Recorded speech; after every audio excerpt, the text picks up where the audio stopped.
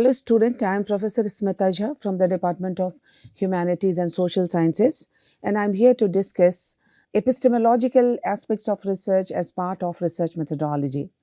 As we know that we are doing the course on research methodology, and while discussing different paradigms and school of thought, we are discussing in detail the paradigms like epistemology in detail.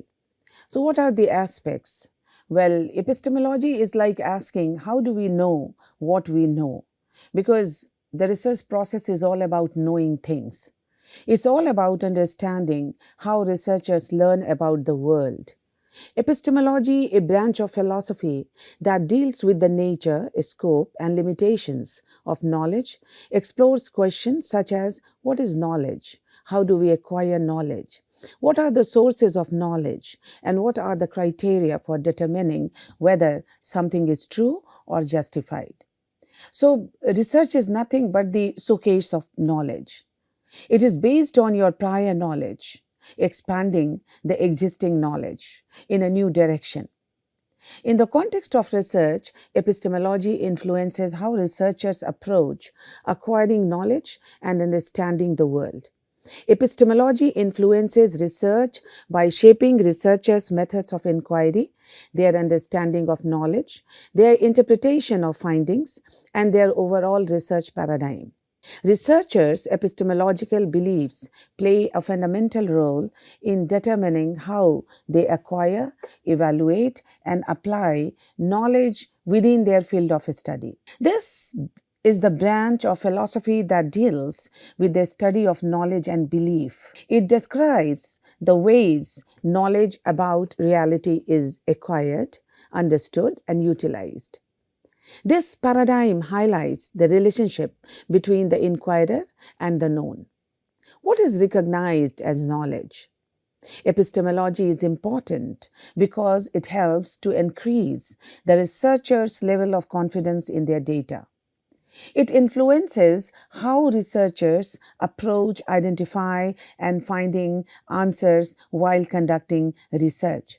In considering the epistemology of research, the researcher may ask any of the following questions. What is knowledge? How do we acquire knowledge and what are its limits? Is it trustworthy? Do we need to investigate it further? What is acceptable knowledge in our discipline? So the very pertinent moot point is what is knowledge? People make many knowledge claims that they know something, but is knowing something knowledge?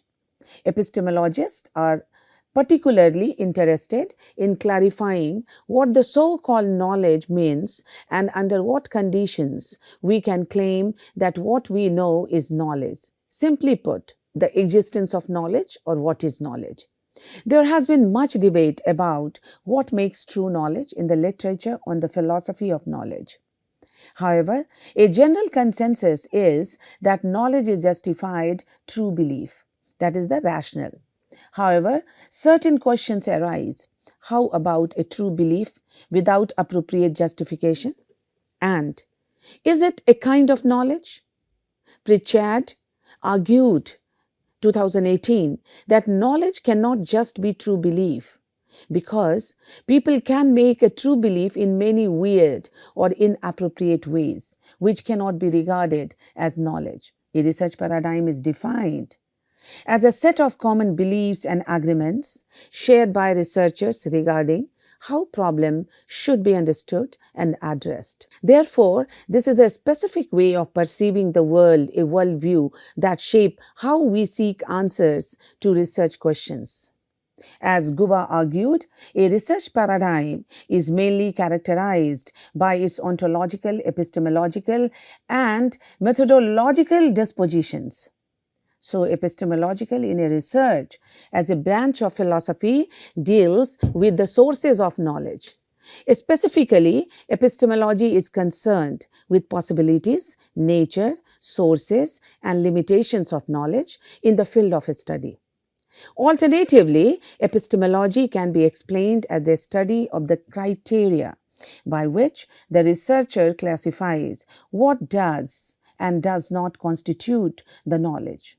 In simple words, epistemology focuses on what is known to be true. It is a way of thinking opposite to ontology. It is a vast field with multiple areas and issues. However, you are not expected to discuss in a great details, in a studies like business, management and all other. You need to discuss the sources of knowledge in general and the sources of knowledge used in your research in particular. In research philosophy, there are many different sources of knowledge. Sources of knowledge related to different areas, particularly it can be divided into 4 categories. Intuitive knowledge is based on intuition, faith, beliefs, and alike. Human feelings play greater role in intuitive knowledge compared to reliance on facts. Authoritarian knowledge relies on information that has been obtained from books, research papers, experts, supreme powers, while logical knowledge is a creation of new knowledge through the application of logical reasoning. And lastly, empirical knowledge relies on objective facts that have been established and can be demonstrated. So, research process may integrate all of these sources of knowledge within a single study. For example, researchers can use intuitive knowledge, that is, researchers can use their intuition to choose a specific problem to explore within research area. Intuition means inclination. Some kind of understanding and inclination. Authoritarian knowledge, on the other hand, can be obtained during the process of literature review. Moreover, researchers can generate logical knowledge as a result of analyzing primary data findings, and conclusions of the research can be perceived as empirical knowledge. Epistemology has many branches that include essentialism, historical perspective, perennialism, progressivism, empiricism, idealism, rationalism, constructivism alike. Empiricism and rationalism are 2 major constructing debate within the field of epistemological study that relate to business studies. Empiricism accepts personal experiences associated with observation, feelings, and senses as a valid source of knowledge, whereas rationalism relies on empirical findings gained through valid and reliable measures. According to Potter, the term epistemology was coined by the Scottish philosopher James Frederick Ferrier. The term originated in the mid-19th century from 2 Greek words, epistem and logos. Epistem can be translated as knowledge, while logos can be translated as the study of something. Epistemology is the name we give to the cluster of questions we have about how we humans know things about the world. As beings made up of matter with various sensory organs, our ability to grasp the world out there is constrained by those sensory organs and the matter, that is brain, we use to process what our senses take in. How do we know that what we see with our eyes is actually out there in the world and not an image that our brain projects or manipulates? How do we know we are not living in someone else's imagination or having images and thoughts live streamed into our consciousness? What, after all, is our consciousness? Those are difficult questions, impossible to answer, which is one of the main conclusions of those who ask epistemological questions. It is difficult to know what is real. On a more prosaic level, closer to home, we are asking epistemological questions when we address the shortcomings of our ability to know what someone else is thinking or what some social facts or circumstance actually means to other people. Qualitative researchers tend to ask these kind of questions all the time. They are at the heart of why we engage in the kinds of methods we engage in. For example, we are sometimes skeptical of large-scale surveys because we think that people's answers are not so clearly understood as a yes or no response or multiple choice answer would have us believe. Epistemological approaches can be discussed, like at some point, every qualitative researcher has to grapple with the limits of our knowledge and come to terms with that limitation. Over time, various approaches to this problem or epistemological perspectives have been developed. As a researcher, you might find one of these perspectives more attractive than others. But it is probably best to use this section as a reference for later when you yourself begin to wonder what it is you know about the questions you are asking, the people you are listening to, and the context in which you have situated your study. If we talk of epistemological perspective, the first is objectivism. Basic statement of knowledge, that is, meaning and reality, exist independently outside of any particular consciousness. Objectivism holds that there is a reality independent of our minds. Researchers are tasked with finding that independent reality and reporting back to the rest of us about what it is. This perspective is widely adopted by quantitative researchers. Those who adopt this perspective believe that it is possible to get at some objective truth if the appropriate tools are used well. When we talk about other perspective, that is subjectivism. And basic statement of knowledge that there is no meaning or knowledge reality independent of the meaning or reality constructed by particular consciousness. Subjectivism holds the opposite of objectivism. There is no reality we can know independent of our minds. Now, this is not a statement about reality itself. That is an ontological, that is being question. It is only a statement about what is knowledge. This is what makes it an epistemological issue. Take the film like The Matrix. Neo, the protagonist, is offered a red pill to wake him up to the reality that his entire existence has been an illusion, implanted. While he slept attached to tubes, his body providing an energy source for an entirely other reality than the one he has been dreaming. What is actual reality is not known reality at all. Those who adopt a constructivist perspective recognize that we don't have access to red pills that allow us to see what is really real. Our knowledge is only of what we think is true, putting aside what might actually be true. When we talk to Neo, it will be a Neo without access to a red pill. We can still learn a lot from Neo about the world he lives in, even if it is more properly only the world he thinks he lives in. When we talk of other perspective, it is constructivism. So basic statement of knowledge, people construct meaning from facts, events, and the reality out there. Like subjectivism, constructivism rejects the idea that we can know reality independently of the people who interact with it. Unlike subjectivism, constructivism places the stress not on the individual consciousness, but on the interaction between thought and the world. There is something out there, but I can only particularly grasp it and thus partially understand it. What I see, hear, taste, sense will be influenced by the context I find myself in and the historical forces that help shape my understanding of the world. We are using this perspective when we talk about people seeing different realities, as in the case of a police officer shooting an unarmed black man, where each perceives a mortal threat. One may be more accurate than the other in their perception of reality, but that is a value judgment. That is axiology issue. Separate from the epistemological issue, researchers try to understand the reality as apprehended by various others. So epistemology has a history as long as philosophy, and in many ways is the foundation of both scientific and philosophical knowledge. Coming to the fourth perspective of epistemology, it is the critical realism.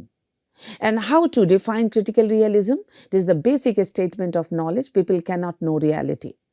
This is a genuinely alternative approach to reality. And social science one that argues that the line between epistemology, how we know, and ontology, what we know, cannot be properly defined by us. So, all of the various epistemological perspectives are flawed. Derived from the work of Roy Vasker, this approach was meant to stand apart from both positivist objectivism and interpretativist subjectivism. Critical realists distinguish between an unobservable real domain, an action domain, and an empirical domain. The empirical domain is the one we can see. It comprises the everyday experiences of our lives. It is possible to look beneath the surface and apprehend the power and impact of unobservable social structures and organizations. This is the level at which critical realists operate. Now, there are other ways of knowing also. And in the course of the last 50 years or so, there have been a series of critiques against dominant forms of knowledge that presume to be universal. For example, Mary Field Blanky and her colleagues developed 5 models of women's ways of knowing.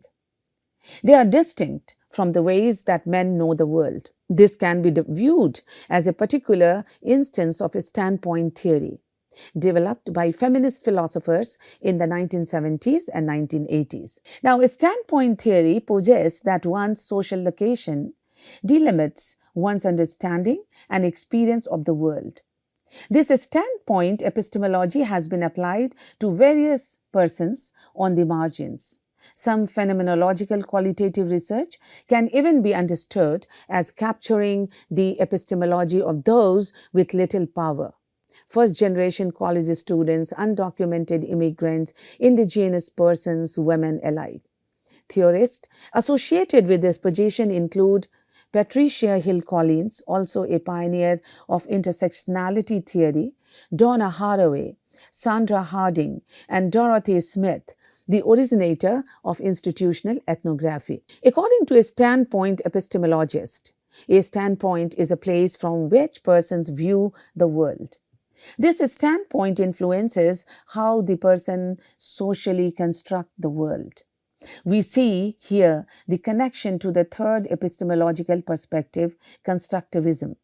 But for standpoint epistemologists, inequalities in the social world create differences in standpoints, which means that the world as constructed is differentiated. There is no one universal world that has been socially constructed by the combined action and interaction of its denizens. Instead, there are many social worlds. All standpoints, including the dominant standpoints, are partial. Qualitative research practices and assumptions when we talk epistemology aspects. Regardless of which epistemological perspective one adopts, qualitative research engages in certain practices and assumptions that attempt to get at reality despite the limitations imposed by imperfect knowledge. They do this by being conscious of those knowledge limitations. The first and the probably most important of these is to recognize the importance of viewpoint. Whether or not reality exists or is out there like we think it is out there, we can only get at the social world through people, and people are located differently in society and will consequently have different vantage points from which to apprehend reality. Now, as a researcher, you might consider the parable of the blind man and the elephant.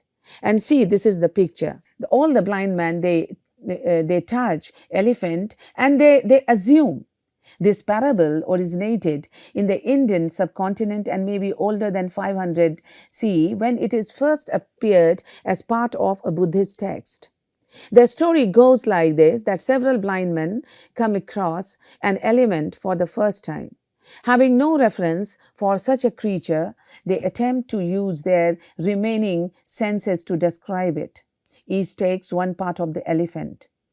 The smooth curved tusk, the round pillar-like legs, the softly swiving tail, the rough, wrinkly hide of the torso, the large and surprisingly delicate ears and tails, the others what the elephant is. You might see this parable as highlighting the difference between what is ontology, there is an elephant, and what is knowledge, epistemology, what can be known of the elephant.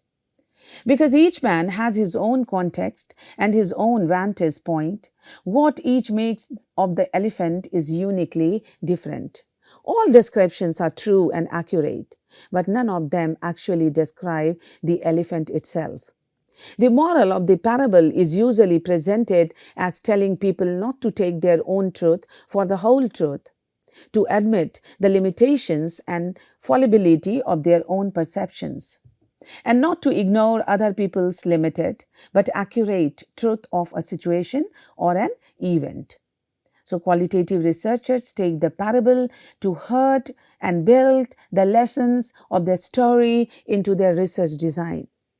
They might include comparisons of people differentially situated, for example, to gauge their strength or ubiquity of a culture or set of opinions. They will be skeptical of taking one group's statement of an event as an accurate depiction of that event, especially if that group is located in a privileged position or position of power. For example, asking white people only about the existence of racism today is surely a poor way of getting at the actual reality of racism. Related to this recognition that reality is multiply apprehended and that vantage point matters is an ethical practice to acknowledge others' understanding of the world, even if you personally might disagree with that understanding. Going back to the above examples, we might want to know why white people recognize and acknowledge the existence of racism less often than the people of color. You might think you have the obvious answer already, but good researcher often pushes past the obvious answers. Acknowledging and respecting the multiplicity of vantage points and hence multiple realities opens up a lot of interesting research questions. Sometimes, the epistemological questions bleed into axiological questions of the value. For example, have you ever wondered how in the world could you think that? Or are they misbehaving because they don't know any better, that is, they have a different understanding of what is right or the impact of their actions? Or because of something else, that is, they like acting badly? These are the kinds of questions that can only be answered, albeit imperfectly, through qualitative research. They are not appropriate questions for a survey. Finally, we ourselves are located in a particular positions and have a particular vantage point on the social world we inhabit. We don't live outside it. We can't even ever truly isolate the variables or study whatever it is we are studying as a completely neutral observer. We are blind men too. We can take steps to minimize our influence on their study and the influence of our position on what we apprehend, but we can never completely do either. One way we improve our research is to be constantly reflective on these issues. Writing down our own beliefs, suppositions, expectations, and values before we begin is actually quite helpful. I usually encourage researchers to keep a journal for research where one consciously reflects on one's motivations and expectations as one works through one's research, and the journal can be used for so much more as will be discussed later. Do not think of this as supplemental to the research or as egocentric navel gazing. So epistemological foundation of qualitative research, if we talk within the positivist paradigm, reality is constituted by what is available to the senses. Reality is out there. The perceiver, researcher is ontologically distinct from the reality that he, she is observing, studying. Reality can be studied objectively irrespective of who the researcher is and whatsoever his or her social position may be. Reality can be measured, proved, or subjected to casual explanations. In other words, positivism subscribes to the idea that methods of inquiry used in the natural sciences are equally applicable in social sciences. Positivism also makes a distinction between fact and value. Fact or truth transcends values, opinions, or personal biases. Science should only deal with facts, while values and opinions are phenomena of a different order and are beyond the scope of science. Positivism privileges scientific knowledge as the only form of knowledge and relegates other forms of knowledge as faith and belief. However, the reality that social sciences want to study is not like falling appeals or oscillating pendulums, but human beings and the human mind. Social reality is not given, straightforward, or out there. Rather, it is dynamic, covert, and constructed through a dialectical interaction between the ontological world and human mind. It involves human consciousness, subjectivity, at the level of researcher as well as the researched. It includes beliefs, values, intentions, and meanings attributed to human actions within a culture. Such a reality is not transparently available for an exterior gaze, but has to be elicited from within and has to be interpreted.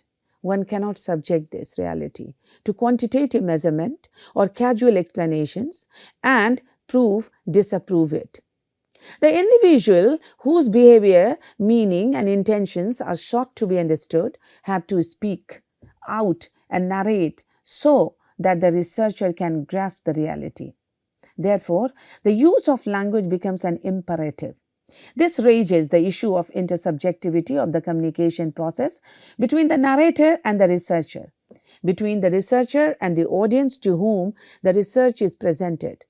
The narrator-researcher may also have conceptual and linguistic limitations in articulating and representing the meaning and intentions of behavior, that is, the reality. Furthermore, the narrator-researcher has his or her own conscience, interest, subjective position, biases, or other preferences as well as social position. As a result, the narrator-researcher may deliberately or unconsciously selectively filter, alter, emphasize, or de-emphasize parts of the reality, means the real research. The narrator-researcher's social position in terms of gender, caste, race, profession, and so on too strongly color the reality as narrated represented. The narrator can ideally represent only one section of bricolage of reality arranged as a jigsaw by the multiple dimensions that constitute the social position of individual. Epistemology is concerned with the nature of knowledge and how we come to know something.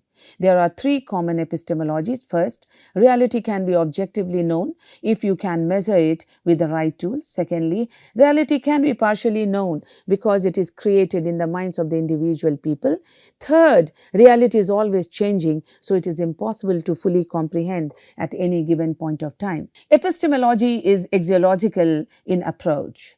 Epistemology has ethical weight and therefore is axiological in relation to value. Axiology relates to epistemology in two ways. It is an epistemology itself and it is in the cultural context that informs epistemology. The axiology of epistemology can be expressed at the values within that are normative basis for explaining the rightness or wrongness, the admissibility or inadmissibility of types of knowledge and sources of justification of what that knowledge underpinning the epistemological approach value. Choosing an epistemological position and the first starting point, and as epistemology is foundational and will directly influence the methodology and methods. This decision matters as some epistemologies and methodologies are incommensurable. Different variants of methodology will be linked to specific epistemology positions, underpinned by the axiological statement on what will constitute trustworthy knowledge. The epistemology is the relationship between the researcher and the reality, or how this reality is captured. So there are certain terms to understand this. Two types of research represent two epistemological positions: positivistic epistemology, yes or no, just now I discussed, and an interpretative constructivist epistemology. This is how these students, means the researcher, perceive the world around them and approach to understand the realities that exist in the outside world. So, as we discussed earlier also, the positivist ontology believes that the world is external and that there is a single objective reality to any research phenomena or situation, regardless of researchers' perspective or belief. Thus, they take a controlled and a structural approach in conducting research by identifying a clear research topic, constructing appropriate hypotheses, and by adopting a suitable research methodology. Now, positivist researchers remains detached from the participants of the researchers by creating a distance, which is important in remaining emotionally neutral to make a clear distinctions between reason and feeling. They also maintain a clear distinction between science and personal experience and fact and value judgment. It is also important in positivist research to seek objectivity and use consistently rational and logical approaches to research. Statistical and mathematical techniques are central to positivist research, which adheres to a specifically structured research techniques to uncover single and objective reality. The goal of positivist researcher is to make time and context-free generalization. They believe this is possible because human action can be explained as a result of real causes that temporarily precedes their behavior, and researcher and his research subjects are independent and do not influence each other. Accordingly, positivist researchers also attempt to remain detached from the participants of the research by creating distance between themselves and the participants. Especially, this is an important step in remaining emotionally neutral to make clear distinction between reason and feeling, as well as between science and personal experience. Positivists also claim it is important to clearly distinguish between fact and value judgment. As positivist researchers, they seek objectivity and use consistently rational and logical approaches to research. While talking about interpretivism, the position of such kind of ontology and epistemology is that interpretivists believe that reality is multiple and relative, where Lincoln and Guba explained that these multiple realities also depend on other systems for meanings, which makes it even more difficult to interpret in terms of fixed realities. The knowledge acquired in this discipline is socially constructed rather than objectively determined and perceived. Interpretativists avoid rigid structural frameworks such as positivist research and adopt a more personal and flexible research structure, which are receptive to capturing meanings in human interaction and make sense of what is perceived as reality. They believe the researcher and his informants are interdependent and mutually interactive. The interpretativist researcher enters the field with some sort of prior insight of the research context, but assumes that this is insufficient in developing a fixed research design due to complex, multiple, and unpredictable nature of what is perceived as reality. The researcher remains open to new knowledge throughout the study and lets it develop with the help of informants. Therefore, the goal of interpretativist research is to understand and interpret the meanings in human behavior rather than to generalize and predict causes and effects. For an interpretativist researcher, it is important to understand motives, meanings, regions, and other subjective experiences which are time and context bound. Positivism is a paradigm that relies on measurement and reason, that knowledge is revealed from a neutral and measurable, quantifiable observation of activity, action, or reaction. Positivism states that if something is not measurable in this way, it cannot be known for certain. Scientific knowledge is derived from the accumulation of data obtained theory-free and value-free from observation. Interpretivism is based on the assumption that reality is subjective, multiple, and socially constructed. That is to say, we can only understand someone's reality through their experience of that reality, which may be different from another person, shaped by the individual's historical or social perspective. Interpretative approaches rely on questioning and observation in order to discover or generate a rich and deep understanding of the phenomenon being investigated. This is closely associated with qualitative methods of data collection. So, interpretatism is an approach to social science that asserts that understanding the beliefs, motivations, and reasoning of individual in a social situation is essential to decoding the meaning of the resources, research data that can be collected around a phenomenon. There are numerous interpretativist approaches to sociology, three of the most influential of which are hermeneutics, phenomenology, and ethnomethodology, and symbolic interactionism. Sociologists who have adopted an interpretativist approach, including Weber, Garfinkel, Bummer, Goffman, Cooley, Mead, and Husser. Interpretativists use both qualitative, quantitative research methods. However, they believe that there is no one right path to knowledge, thus rejecting the idea that there is one methodology that will consistently get at the truth of a phenomenon. The field of epistemology is thus now a vast one with numerous research areas and issues. Sheffield has an established excellence in a wide range of these areas. We received research grants to work on the epistemology to testimony the value, rationality, and normativity of trust, the education and the civic significance of intellectual virtues. With this, I conclude the lecture, the talk, epistemological aspects. Let us move to the other part of epistemology and try to understand the further features. Thank you.